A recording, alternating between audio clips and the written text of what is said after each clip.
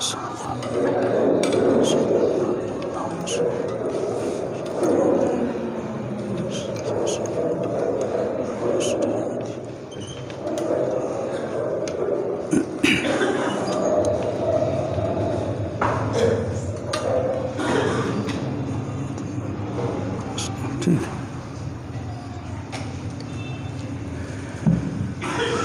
الحمد لله نحمده ونستعينه ونستغفره ونعوذ بالله من شرور أنفسنا ومن سيئات أعمالنا من يهده الله فلا مضل له ومن يضلل فلا هادي له وأشهد أن لا إله إلا الله وحده لا شريك له وأشهد أن محمدًا عبده ورسوله يا أيها الذين آمنوا اتقوا الله حق تقاته ولا تموتن إلا وأنتم مسلمون يا أيها الناس اتقوا ربكم الذي خلقكم من نفس واحدة وخلق منها زوجها وبث منهما رجالا كثيرا ونساء واتقوا الله الذي تساءلون به والأرحام إن الله كان عليكم رقيبا يا أيها الذين آمنوا اتقوا الله وقولوا قولا سديدا يصلح لكم أعمالكم ويغفر لكم ذنوبكم ومن يطع الله ورسوله فقد فاز فوزا عظيما أما بعد فإن خير الحديث كتاب الله وخير الهدي هدي محمد صلى الله عليه وسلم وشر الأمور محدثاتها وكل محدثة بدعة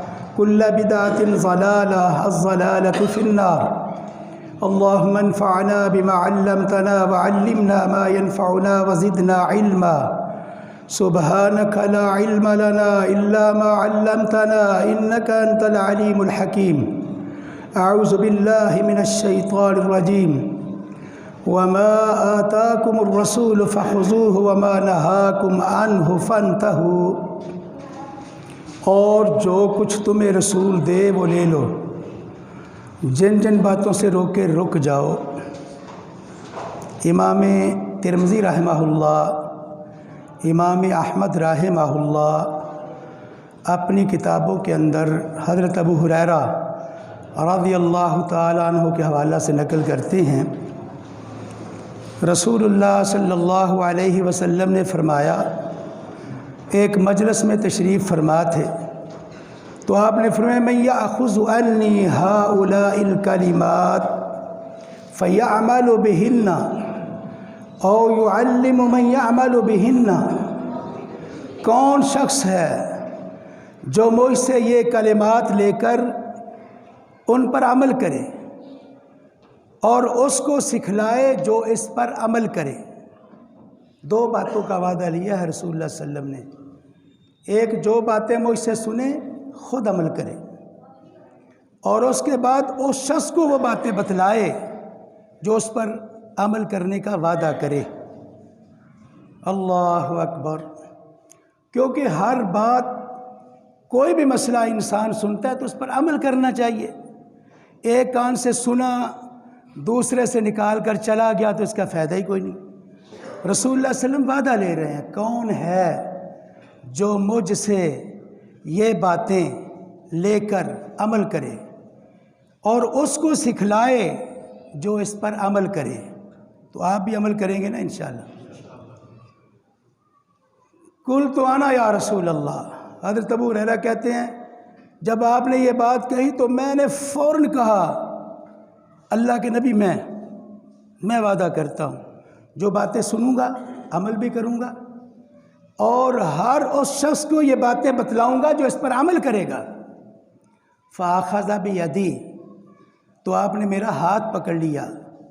جب آپ نے میرا ذوق اور شوق دیکھا، حوصلہ افزائی کے لیے رسول اللہ صلی اللہ علیہ وسلم نے میرا ہاتھ تھام لیا، کیونکہ ایک استاد اپنے شاگردوں کو جب دیکھتا ہے کہ نیکی کے کام میں سبقت لے جانا چاہتا ہے، اس کی حوصلہ افزائی کے لیے ہاتھ پکڑ لیا۔ اور کتنے خوش نصیب ابو ہریرہ رضی اللہ تعالیٰ عنہ، یہ وہ صحابی رسول ہیں جو 6-7 ہجری میں انہوں نے اسلام قبول کیا ہے اور سب سے زیادہ روایات بیان کی ہیں۔ اس وقت بھی لوگوں نے اعتراض کیا تھا، اکثر ابو ہریرہ بڑی روایتیں بیان کرتا ہے، خود بیان کرتے ہیں کہ اس کی 2 وجہ تھیں۔ پہلی چیز تو یہ تھی، انصار ان کی زمینیں تھیں، وہ کاشتکار تھے، وہ اپنے کاموں کے لیے زمینوں پر چلے جاتے۔ مہاجر لوگ آئے، انہوں نے آ کر دکانیں ڈال لی، کاروبار شروع کر دیا اور وہ کاروبار میں مصروف ہو گئے۔ ابو ہریرہ کی نہ زمین نہ کاروبار، میں تو اللہ کے نبی کے ساتھ چمٹا رہتا تھا، جو کچھ آپ بیان کرتے میں سن لیتا تھا، یاد کر لیتا تھا۔ ایک وجہ یہ تھی کہ حریص بڑے تھے، یعنی ساتھ والے جتنے طلباء تھے، صحابہ تھے، کھانا کھانے کے لیے بھی چلے جاتے تھے۔ حضرت ابو ہریرہ فرماتے میں کھانا کھانے کے لیے بھی نہ جاتا، بسا اوقات بھوک کی وجہ سے بے ہوش ہو جاتا۔ میرے دوست سمجھتے شاید مرگی کا دورہ پڑتا ہے، کہا اللہ کی قسم دورہ نہیں پڑتا تھا، بھوک کی وجہ سے بے ہوش ہوتا تھا۔ اور دوسرا، ایک مرتبہ یہ شکایت کی کہ اللہ کے محبوب کچھ باتیں میں آپ سے سن کر بھول جاتا ہوں۔ آپ نے مجھے فرمایا اپنی چادر پھیلاؤ، میں نے چادر پھیلائی، آپ نے میرے لیے خیر و برکت کی دعا فرمائی، فرمایا اس کو لپیٹ کر سینے سے لگا لو، میں نے اس کو لپیٹا، سینے سے لگا لیا۔ فما انسا بعدہ شیئا، اس دن کے بعد میں کبھی کوئی چیز بھولتا ہی نہیں تھا، چھوٹی چھوٹی باتیں مجھے یاد ہو جاتی تھی۔ تو آپ اس حدیث سے بھی اندازہ لگائیں، دیگر صحابہ بھی موجود تھے، چاہیے تو یہ تھا نا کہ سب ایک زبان ہو کر کہتے اللہ کے نبی ہم، لیکن حضرت ابو ہریرہ نے موقع غنیمت فون کہتے آنا یا رسول اللہ کے نبی غلام حاضر ہے، جو باتیں آپ سے سنوں گا اس پر عمل کروں گا اور اس بھائی کو دعوت دوں گا جو اس پر عمل کرے گا۔ پھر آپ نے میرا ہاتھ تھاما، وَأَعَدَّ خَمْسًا، آپ نے 5 چیزیں گنوائیں۔ انگلیاں کتنی ہیں؟ چیزیں بھی 5 ہیں، ایک ایک انگلی پر گن کر یاد کر لو، اور اس نیت سے یاد کرنا ہے کہ انشاءاللہ اس پر عمل کرنا ہے۔ عمل سے زندگی بنتی ہے، جنت بھی جہنم بھی، یہ خاک کی اپنی فطرت میں نہ نوری ہے نہ ناری ہے۔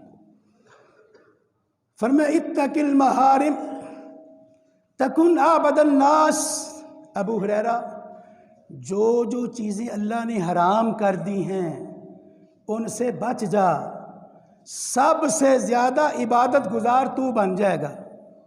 ہر بندہ چاہتا ہے نا میں اللہ کی سب سے زیادہ عبادت کروں، نمازوں کی پابندی کروں، نوافل ادا کروں، نماز تہجد پڑھوں، گناہوں سے بچوں۔ تو فرمایا جو چیزیں اللہ نے حرام کر دی ہیں ان سے بچ جا، تو سب سے زیادہ عبادت گزار تو بن جائے گا۔ آپ ذرا غور کریں، ایک روایت میں رسول اللہ صلی اللہ علیہ وسلم نے فرمایا الحلال بین والحرام بین، حلال بھی واضح ہیں، حرام چیزیں بھی واضح ہیں، وَبَيْنَهُمَا أُمُورٌ مُشْتَبِهَاتٌ لَا يَعْلَمُهُنَّ كَثِيرٌ مِّنَ النَّاسِ، حلال حرام کے درمیان کچھ ایسی چیزیں ہیں جو شک والی ہیں، اکثر لوگوں کو نہیں پتہ حلال ہے کہ حرام ہے۔ فَمَنِ اتَّقِ الشُّبُهَاتِ فَقَدِ اسْتَبْرَأَ لِدِينِهِ وَعِرْضِهِ، جو شک والی چیزوں سے بھی بچ گیا اس نے اپنی عزت بھی محفوظ کر لی، اپنا دین بھی بچا لیا۔ اور جو شک میں پڑ گیا فقط داخل فی الحرام، وہ یقیناً حرام میں داخل ہو گیا۔ پھر مثال دے کے فرمایا الا وان لکل ملک ہما، خبردار لوگو ہر بادشاہ کی کچھ خاص جگہ ہوتی ہے، خاص جگہ۔ اور فرمایا اللہ کی جو خاص جگہ اللہ کی حرام کردہ چیزیں ہیں، جو اللہ تعالیٰ کی خاص جگہ ہے نا وہ اللہ کی حرام کردہ چیزیں ہیں۔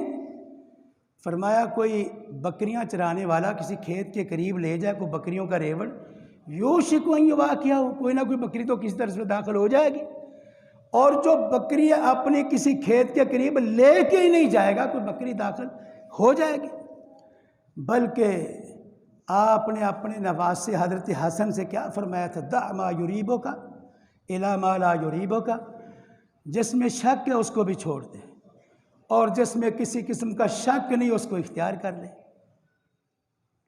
جو چیزیں اللہ نے حرام کر دی ہیں بچ جا، سب سے زیادہ عبادت گزار تو بن جائے گا۔ دوسری بات کیا فرمائی؟ ورضا بما قسم اللہ لک تکن اغنى الناس، جو اللہ نے تیرے مقدر میں لکھ دیا ہے اس پہ راضی ہو جا، سب سے زیادہ دولت مند اور غنی تو بن جائے گا۔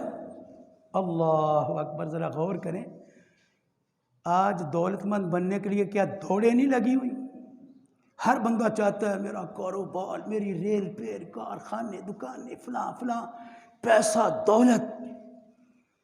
اور رسول اللہ صلی اللہ علیہ وسلم نے فرمایا لیس الغنی عن کثرۃ الارض ولکن الغنی غنی النفس، مالدار وہ نہیں جس کے کاروبار چل رہے ہیں، دولت ہے، پیسے ہیں، بینک بیلنس ہے، اصل مالدار وہ ہے جس کا دل غنی ہے، دل غنی ہے، جس کا دل بادشاہ ہے، کچھ بھی نہیں، اللہ کا شکر الحمدللہ، کوئی پریشانی نہیں۔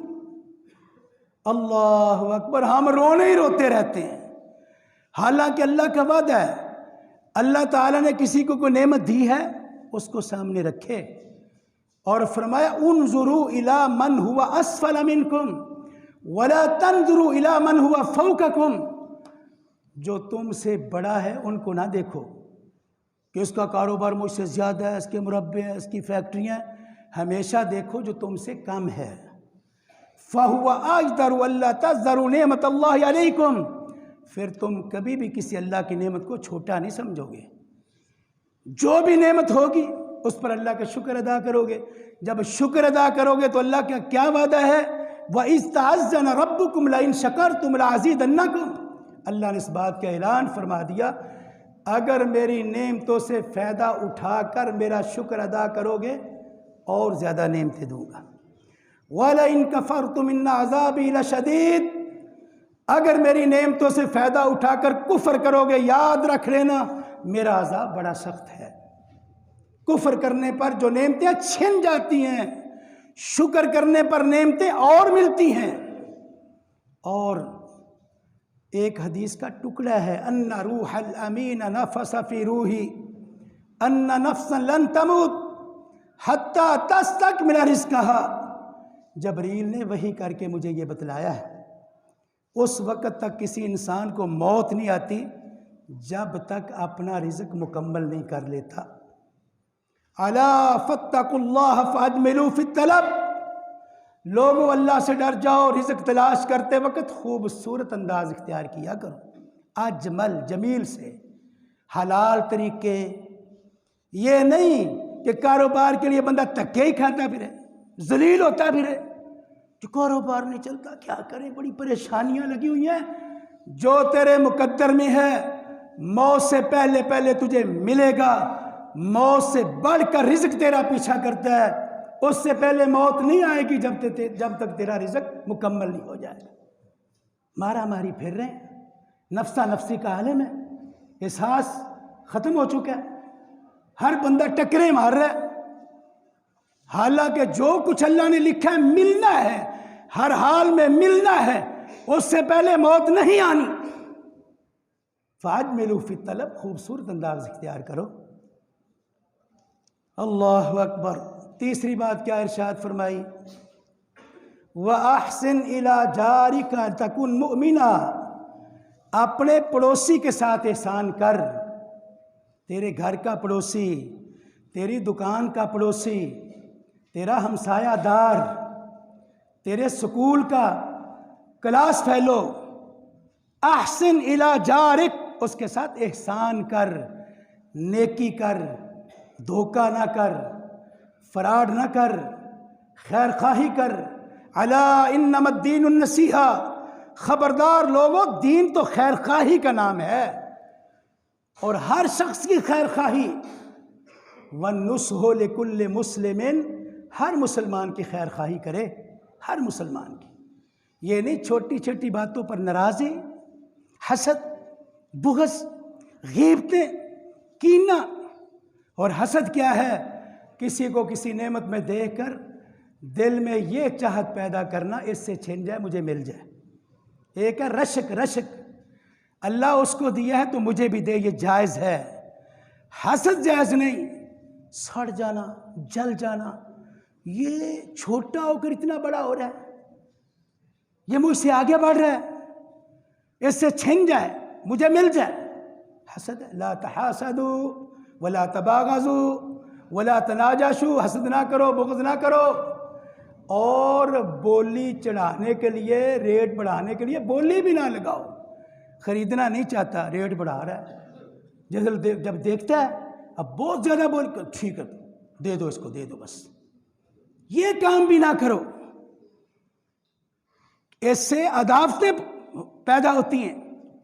تو میرے بھائیوں، رسول اللہ صلی اللہ علیہ وسلم سے پوچھا گیا، اللہ کے نبی، دائیں بھی لوگ رہتے ہیں، بائیں بھی، سامنے بھی، پیچھے بھی، یہ ہمسائے کا اطلاق کتنے لوگوں پہ ہوتا ہے؟ فرمایا 40 گھر چاروں طرف سے تیرے ہمسائے ہیں، 40 گھر۔ اب ذرا اندازہ لگائیں۔ پوچھا کہ اللہ کے نبی کو ہدیہ تحفہ دینے کے لیے کم ہو تو پھر سب سے پہلے کن کو دیں؟ فرمایا جن کا دروازہ تیرے گھر کے زیادہ قریب ہے وہاں سے آغاز کر دے، ان کا زیادہ حق ہے۔ آج دیکھ لو کتنی عداوتیں ہیں پڑوسیوں سے، کتنی مدت ہوگی بات کرتے ہوئے۔ فرمایا جبریل آئے، مجھے وصیتیں کرتے رہے، یہ کام، پڑوسیوں کے حقوق بتاتے رہے۔ مجھے خطرہ پیدا ہو گیا کہ کہیں پڑوسیوں کو وراثت میں حقدار ہی نہ بنا دیا جائے۔ اتنے حقوق بتلائے ہیں پڑوسیوں کے۔ کسی کے ایمان کا اندازہ لگانا چاہتے ہو اس کے پڑوسی سے پوچھو۔ پڑوسی کہتا ہے نا کہ اچھا ہے تو وہ اچھا ہے، کوئی نا گندا ہے، سمجھو یہ گندا ہے۔ تیسری بات کہ اپنے پڑوسی کے ساتھ احسان کر، پکا مومن بن جائے گا۔ مومن صحابہ کو گالیاں دینے والے نہیں، اپنے بھائیوں پر، ہمسایوں پر احسان کرنے والے، وہ مومن ہیں۔ چوتھی بات کیا فرمائی؟ وَأَحِبَّ لِلنَّاسِ مَا تُحِبُّ لِنَفْسِكَ تَكُنْ مُسْلِمًا۔ جو کچھ اپنے لیے پسند کرتا ہے پوری دنیا پر بسنے والے مسلمانوں کے لیے وہی پسند کر، پکا مسلمان بن جائے گا۔ اب ذرا اس جملے پہ غور تو کرو، جو انسان اپنے لیے پسند کرتا ہے، کیا میرا بھائی کو اپنے لیے پسند کرتا ہے؟ مجھے کوئی گالی دے، میرے کو عزت کی طرف دیکھے، کوئی میرے ساتھ لڑائی کرے، میرے ساتھ کوئی جھگڑا کرے، کوئی مجھے ڈاکہ ڈالے، کیا ہر بندہ یہ پسند نہیں کرتا کہ میری عزت ہو، میرا کاروبار بڑھے، ہر شخص میرا احترام کرے؟ جب یہ چیزیں اپنے لیے پسند کرتے ہیں تو دوسرے مسلمانوں بھائیوں کے لیے کیوں نہیں پسند کرتے؟